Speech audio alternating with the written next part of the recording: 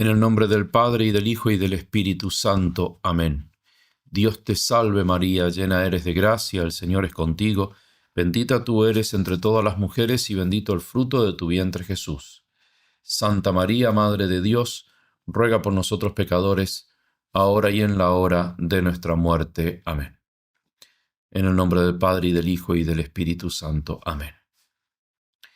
Muy bien, queridos hermanos, comenzamos ahora con la meditación del principio y fundamento que se encuentra en el número 23, en el parágrafo 23 de los ejercicios espirituales. Es un punto del todo particular e importantísimo para el desarrollo de los ejercicios.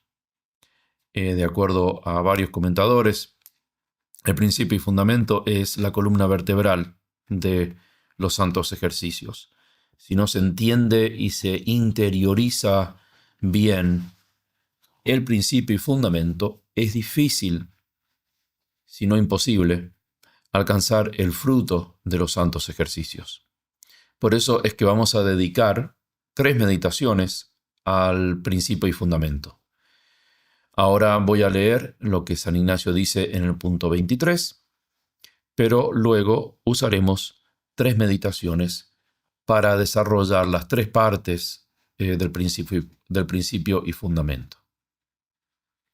Entonces, San Ignacio dice en el punto 23, el hombre es creado para alabar, hacer reverencia y servir a Dios nuestro Señor, y mediante esto salvar el alma.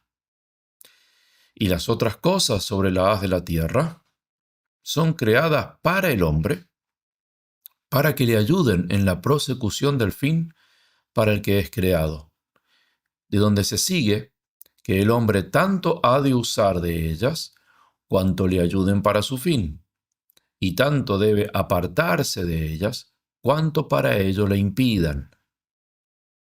Por lo cual, es menester hacernos indiferentes a todas las cosas creadas en todo lo que es concedido a la libertad de nuestro libre albedrío, y no le está prohibido.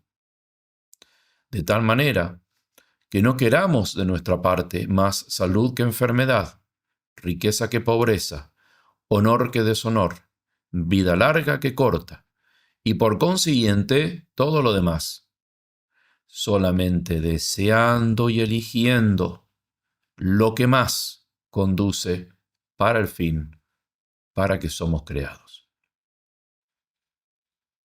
Hasta aquí entonces el principio y fundamento. Algunas reflexiones introductorias antes de comenzar propiamente con lo que es el cuerpo de la meditación.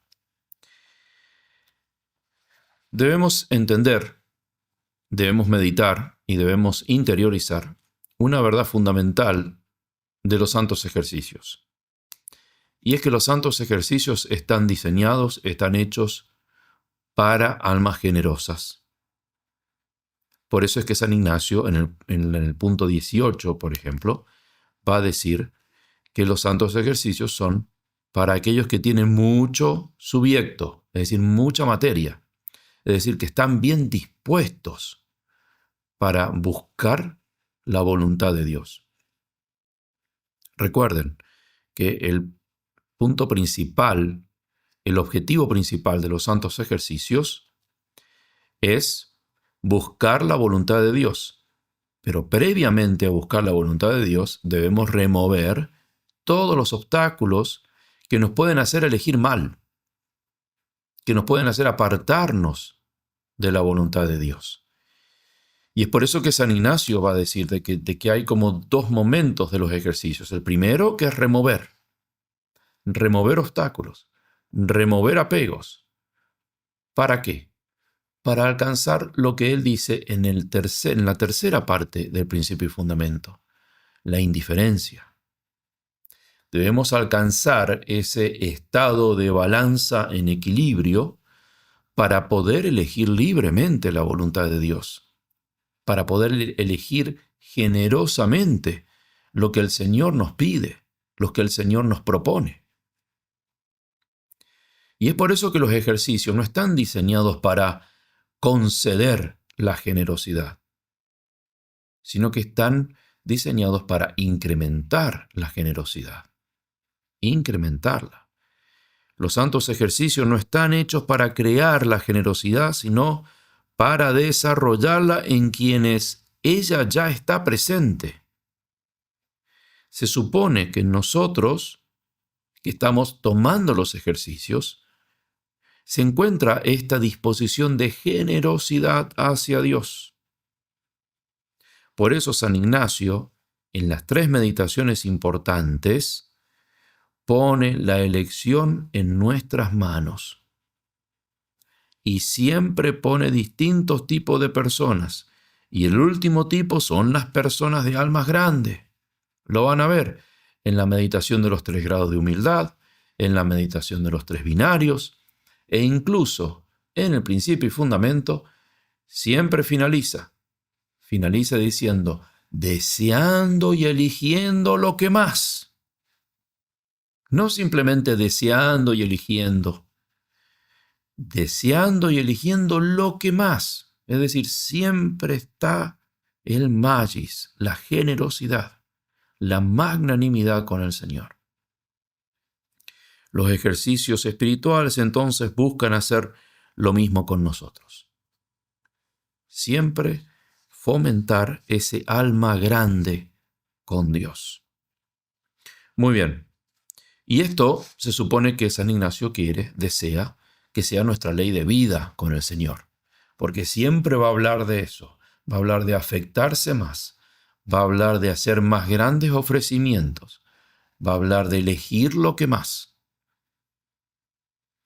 Entonces el principio y fundamento y la generosidad que el principio y fundamento conlleva deben ser, sobre todo, nuestra ley de vida.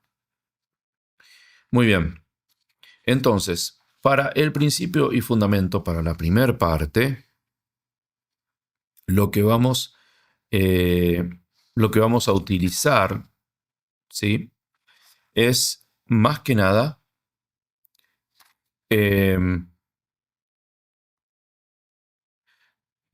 una parábola, ¿sí? Una parábola que nos puede ayudar a concentrarnos en la primera parte de los ejercicios espirituales, de la primera parte, del principio y fundamento. Y es la parte que se refiere a Dios. En el principio y fundamento encontramos como tres grandes protagonistas, ¿sí? Dios, nosotros y las criaturas. Son los tres personajes, por así decirlo, de los cuales habla el principio y fundamento. El primero es Dios, ¿sí?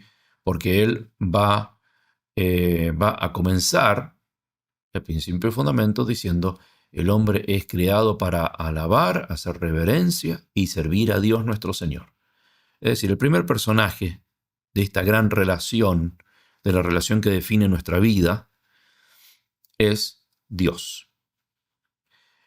Entonces, vamos a entrar en la oración utilizando también aquellas adiciones que San Ignacio sí pone en el libro de los ejercicios, más que nada en el punto 75, la tercera adición, ¿sí? Dice la tercera adición: un paso o dos antes de llegar donde tengo que contemplar o meditar, me pondré en pie por espacio de un paternoster, por espacio de un Padre Nuestro, alzando el entendimiento al Señor, considerando cómo Dios nuestro Señor me mira, y hacer una reverencia y humillarme delante de Él. Entonces siempre utilizar esa adición, ¿sí? En la oración preparatoria también le vamos a expresar a Dios en nuestras propias palabras, obviamente. Eso no tiene que ser algo rígido o formal, pero sí tiene que ser honesto y abierto con el Señor. Le voy a pedir al Señor que justamente todos los frutos de esta meditación, que todos mis pensamientos, mis movimientos, mis resoluciones estén orientadas a la mayor honra y gloria de Dios y la salvación de mi alma. La composición del lugar, podemos usar esa parte del Evangelio de San Mateo, donde nuestro Señor habla de la oración. ¿Sí? Entonces, en la soledad de la oración, verme con Dios, tu Padre que ve en lo secreto. ¿Sí? Cuando quieras rezar, dice el Señor en Mateo 6, vete a tu cuarto, cierra la puerta y habla a tu Padre que ve en lo secreto. Y tu Padre que ve en lo secreto te recompensará. La petición de esta meditación va a ser comprender esta gran verdad que es el principio y fundamento. Sentir internamente la fuerza de esta verdad y hacerla realidad en mi vida. Sentir interiormente la fuerza de esta verdad y hacerla realidad en mi vida. Bueno.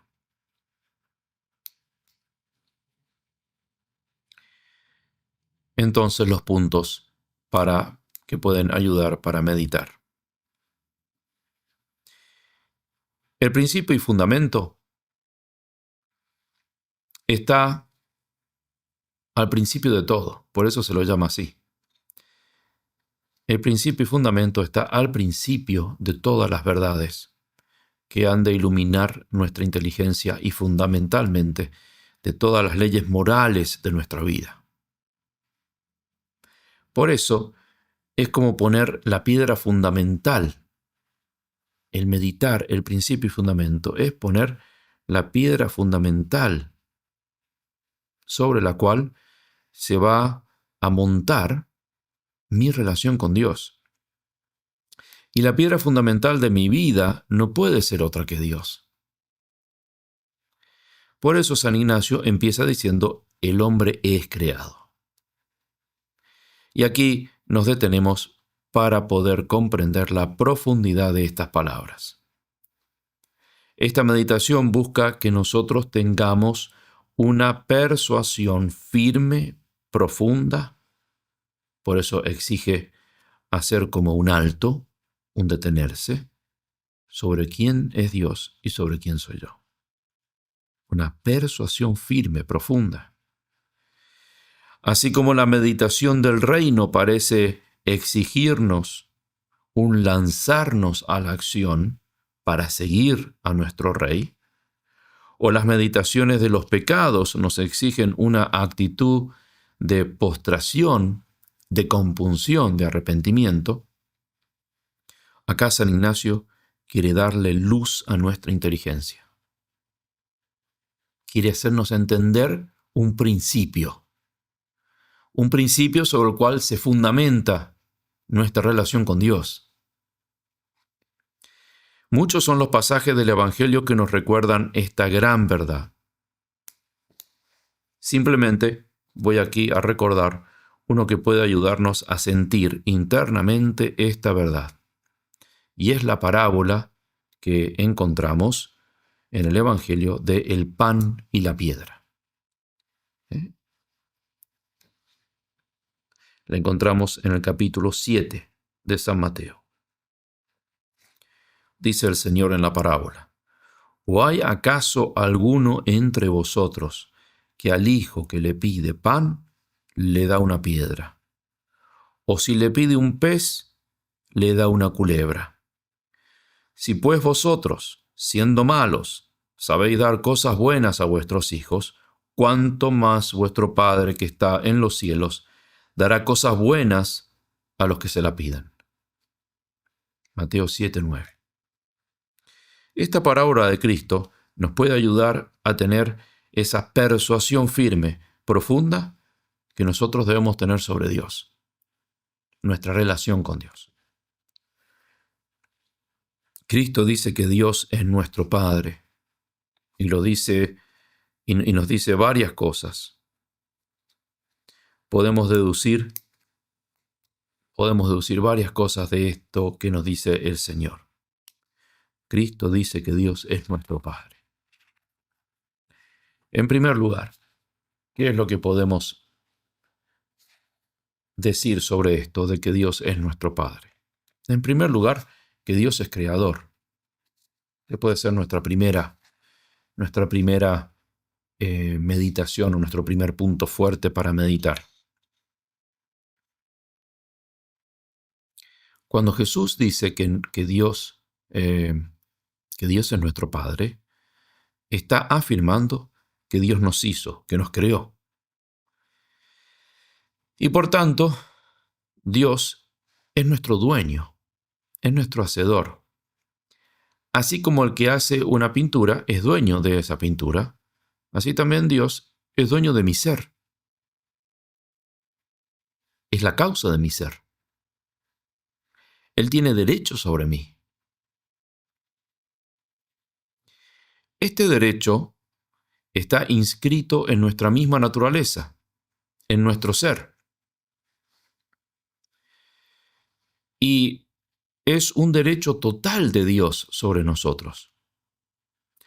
Quitarle un sentimiento de mi corazón a Dios, una idea de mi mente, una partícula de mi cuerpo, quitarle con conciencia cualquier acción mía, es un robo y por tanto una injusticia.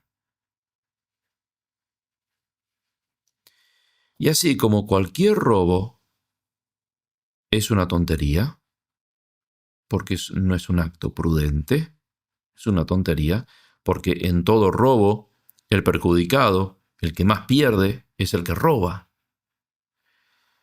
Lo es también incluso es peor, porque como dice el Salmo, perecerán los que se alejan de ti. Cualquier robo es una estupidez, pero robarle a Dios es peor, porque puede arruinar mi alma para siempre. Puede arruinar mi relación con Dios para siempre. Y este derecho también, aparte de ser un derecho total, es un derecho eterno. Vuestro Padre que está en los cielos, dice Cristo, os recompensará. Es decir, que está en los cielos, es eterno. Los cielos y la tierra pasarán, dice el dicho, pero mi palabra no pasarán, dicho del Evangelio. El placer y la pena pasarán, pero Dios no pasa, ni su derecho sobre mí. Las alegrías y las tristezas pasan, y pasarán, y a veces muy rápido. Los bienes y los males de este mundo pasarán. Pero el dominio de Dios sobre mí no pasará, ni ahora ni en la eternidad. En la eternidad sigo siendo de Dios, le sigo perteneciendo. La fe y la esperanza pasarán, pero el amor eterno de Dios, que es la razón por la cual yo existo, no pasará. No pasará. Por eso es que el hecho de que Dios es creador significa también de que es mi dueño y de que yo le pertenezco. En segundo lugar, aparte de ser creador, Dios es Padre. Es decir, aparte de ser dueño de mi ser, es mi Padre porque me engendró, creó mi alma, me trajo a la existencia, es la causa de mi existir. Salí de sus manos, no solo en el plano de la creación, sino también en el plano de la redención. Me engendró en Cristo. Cristo es el primero de muchos hermanos. Él es el primogénito de toda criatura, pero es el primero de muchos hermanos. Y es por eso que Dios también es mi Padre. Soy el resultado del amor personal de Cristo y el amor personal de Dios. En Dios, el crear implica un acto de elección. Y el motor de cada elección es el amor. El amor eterno de Dios. El amor que se identifica con su esencia. Por eso es que mi existencia es fruto de una elección personal, de un acto de amor eterno.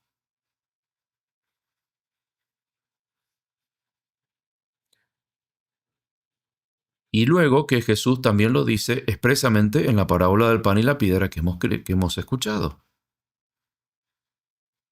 Si vosotros que sois malos sabéis darle cosas buenas a vuestros hijos, ¿cuánto más vuestro Padre Celestial? Por lo tanto, me comunicó la naturaleza por amor, porque los padres se engendran por amor, y me dio todo lo que soy y lo que tengo, por amor. Dios me hizo partícipe de su naturaleza divina al redimirme y al comunicarme la gracia del bautismo, y esto por un amor de predilección entre todas las otras criaturas. El Espíritu mismo se une a nuestro espíritu para dar testimonio de que somos hijos de Dios, dice la carta a los romanos.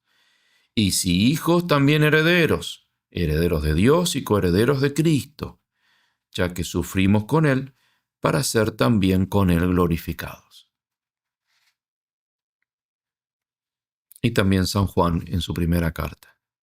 Mirad qué amor nos ha tenido el Padre para llamarnos hijos de Dios, pues lo somos.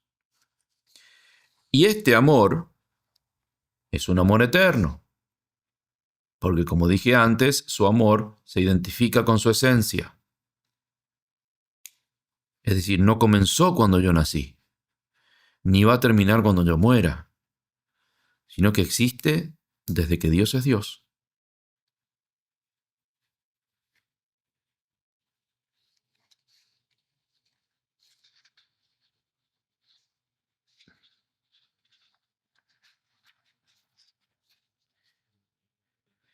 Entonces, la palabra Padre respecto de Dios no es alegoría, no es alegoría, es una realidad y una realidad profunda.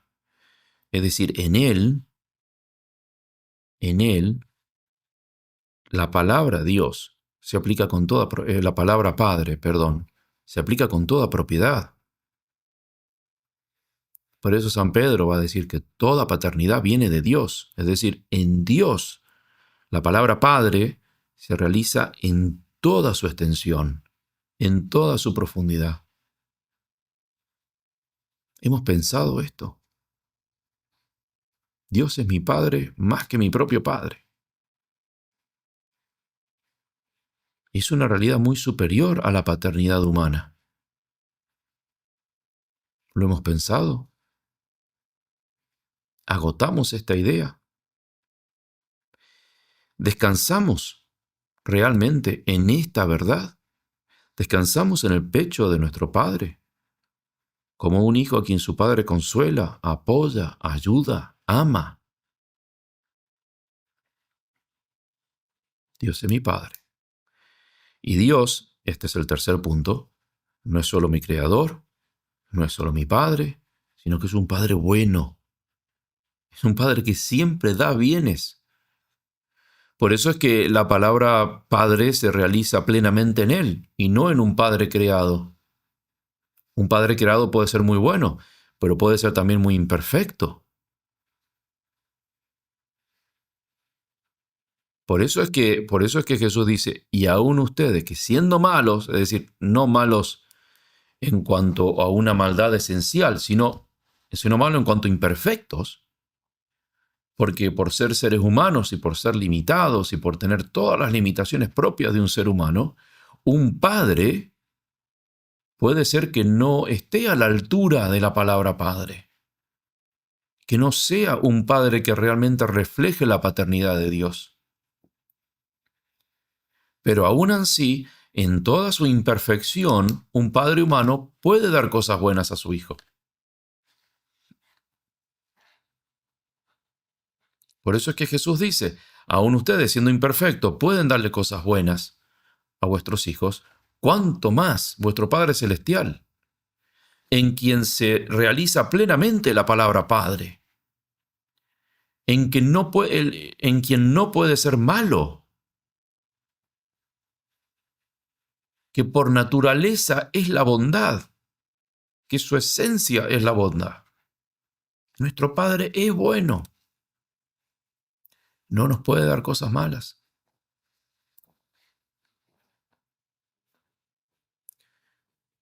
Pero para que alguien dé cosas buenas, se necesitan dos requisitos. Uno, que quiera darlo, es decir, que es la bondad del que lo da. ¿Sí? El motivo del que da cosas buenas es que él tiene la bondad, posee la, la cualidad de la bondad y por eso da. Y que lo pueda dar, es decir, que tenga la capacidad de darla.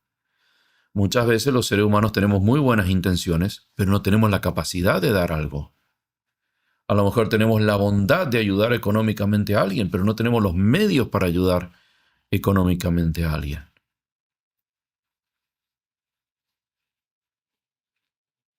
Ahora, ambas cosas, la bondad y la capacidad para dar,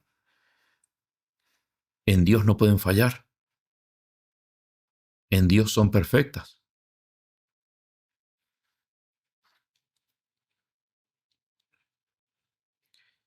Y si un padre bueno, un padre humano bueno no falla, pues ¿cómo va a fallar la bondad perfecta?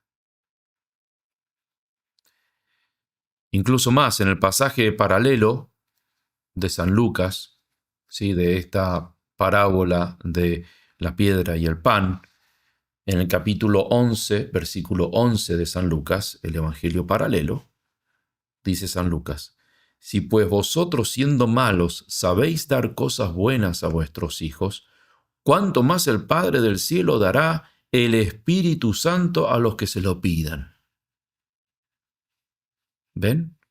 Dios es el bien, la bondad, y quiere dársenos. No solo darnos cosas, sino darse a sí mismo a nosotros. Quiere dársenos. Y tenemos todo ahí. En Dios tenemos todo.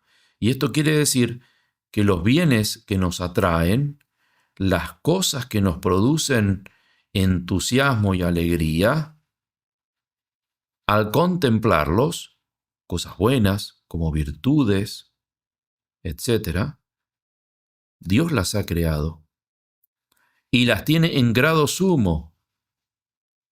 Y desde toda la eternidad pensó en dármelas. Y Dios tiene poder para dármelo. Es decir, todo aquello bueno, todo aquello que me entusiasma, todo deseo de mi corazón, el deseo de paz, el deseo de justicia, el deseo de descansar en el Señor, el deseo de ser amado, son cosas buenas. Pero todas esas cosas, todas esas inclinaciones y deseos de mi corazón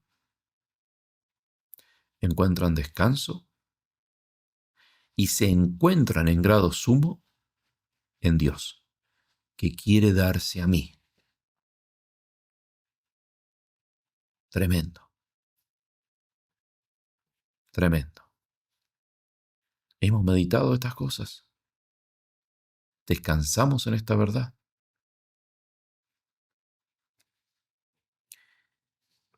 Finalmente, porque Dios Padre es verdaderamente nuestro Creador, es nuestro Padre, es un Padre bueno, también es un Padre providente, providentísimo. El Padre Castellani, cuando comenta esta parábola, dice que de las parábolas de Cristo se sigue también que Dios no nos va a dar cosas malas aun cuando se las pidamos. Y esto es parte de la providencia de Dios, que quiere que nos salvemos y que por tanto nunca va a enviarnos algo que no sea para nuestra santidad. Es decir, provee. Lo que es propio del Padre es proveer para sus hijos, proveer protección, proveer educación, proveer económicamente, proveer las cosas materiales necesarias para los hijos, proveer buenos ejemplos, proveer buenos consejos, proveer, estar ahí para que mi hijo se desarrolle bien, para que mi hijo se convierta en la persona que Dios quiere que sea. Y Dios también hace esto, no solo hace esto con nosotros, no solo en el orden natural, sino sobre todo en el orden sobrenatural. Provee para nuestra santidad. Y esto también es un gran pensamiento, que es difícil vivir. Dios quiere que seamos santos. Dios creó el mundo para que nosotros seamos santos. Este es el ideal de Dios, el único ideal digno de Dios, ser santos. Por así decir, es el único ideal que no frustra el plan divino. Es el ideal que mueve su corazón. Y es el ideal que consciente o inconscientemente mueve mi corazón. Porque nuestro problema no es que no queramos ser santos, o es que no queramos ser felices. Es que no identificamos la felicidad con los bienes correctos. Entonces, consciente o inconscientemente, yo quiero ser santo, porque quiero ser feliz. Pero la única manera de ser feliz es interiorizando estas verdades.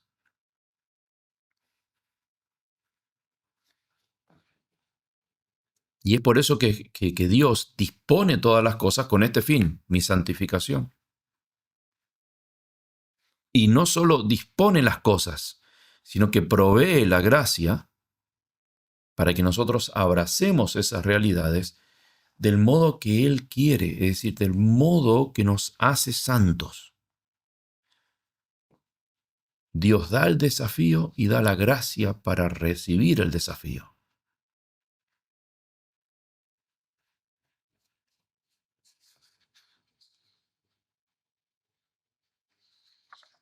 Conclusión. Muchas otras ideas podemos sacar de Dios a partir de esta pequeña parábola. Personal, trascendente, eterno, libre, todos estos son atributos que le podemos aplicar a Dios. Pueden buscar las que les sean más útiles o las que le haga más falta reforzar en su vida espiritual. Lo importante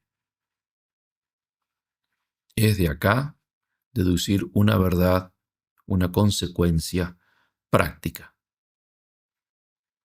Y es esta, que si yo no vivo de acuerdo al principio y fundamento, no voy a ser santo. Punto. Esa es la consecuencia práctica. Por ejemplo, si soy consciente de la elección singular de Dios sobre mí, que implica estos sufrimientos que yo tengo que afrontar, estas limitaciones con las cuales yo tengo que vivir,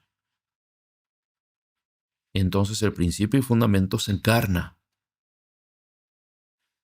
¿A qué me refiero con esto?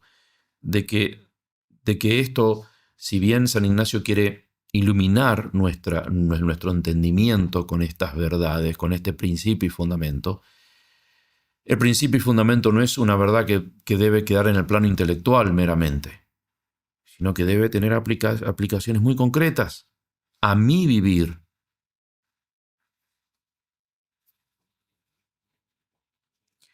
Entonces, si no acepto estas realidades concretas en las que Dios quiere que yo le sirva, en la que Dios quiere que yo sea santo, pues entonces no me estoy comportando como hijo de Dios. En otras palabras, estoy pidiéndole a Dios que me dé piedras y que no me dé panes.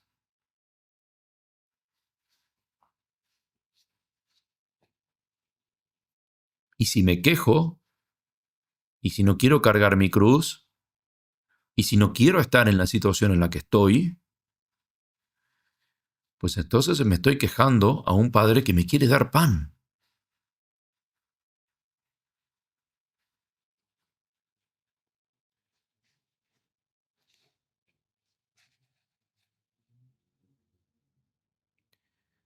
Por eso debemos rezar y debemos encarnar estas verdades. El coloquio, este diálogo final con el Señor, lo podemos hacer pidiendo la gracia de que Dios sea algo cada vez más vivo en mi vida, algo cada vez más palpable, que mi vida se amolde cada día más a este Dios que me ama, a este Padre que me ama con locura.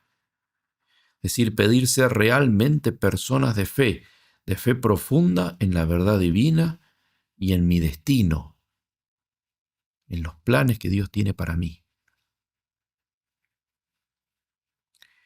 Esto es importante, porque si no logro esta realidad, si no logro este fruto, pues el resto de los santos ejercicios puede quedar truncado. No voy a hacer los cambios que debo cambiar y no voy a elegir lo que debo elegir para realmente ser santo.